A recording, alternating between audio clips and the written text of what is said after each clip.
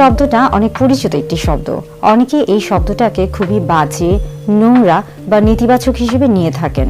অনেকে মনে করেন সেক্স বিষয়টি খুবই মজার একটা বিষয়, আবার মনে করেন অনেকেই যে এটি খুবই লজ্জার একটি বিষয়, অথচ এটি খুবই স্বাভাবিক একটি প্রক্রিয়া এবং আমাদের জীবনের একটি গুরুত্বপূর্ণ অংশ। আমরা কেউই কিন্তু এই বিষয়টির বাহিরে নয়।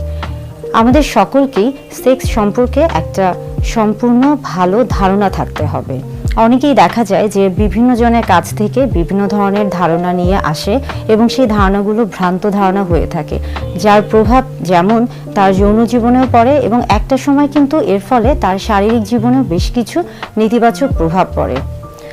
কাজ করতে গিয়ে প্রায়ই দেখি যে অনেক দম্পতি আমার কাছে আসেন, বিশেষ করে নবদম্পতি যারা মাত্র বিবাহিত যে দম্পতিগুলো রয়েছে তারা, অথবা তরুণ তরুণী কিংবা বিবাহ করতে যাবে এরকম সম্ভাবনা রয়েছে এমন নারী পুরুষ অনেকেই আছেন। আবার অনেকেই আছেন যে যারা অনেক দিন ধরে একটা বৈবাহিক জীবনে আবদ্ধ আছেন, কিন্তু তাদের মধ্যেও সেক্স নিয়ে একটা বেশ কিছু ভুল ধারণা থেকেই যায়।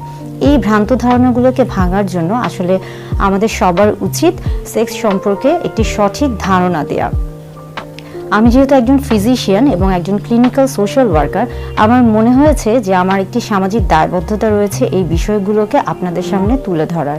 বিশেষ করে দেখা যাচ্ছে যে আপনি যখন সেফ সেক্স অর্থাৎ নিরাপদ যৌন কাজগুলো সম্পর্কে আপনি যখন জানেন না, অর্থাৎ আপনার যখন একটা ভুল ধারণা থাকে, তখন অনেক সময় দেখা যাচ্ছে যে এই থেকে একটা আমরা বলে থাকি যে অনাকাঙ্ক্ষিত গর্ভধারণ হয়ে থাকে, কিংবা অনেক সময় গর্ভপাত হয়ে যায়, অকাল গর্ভপাত, যেটা কিনা কখনোই কাম্য নয়।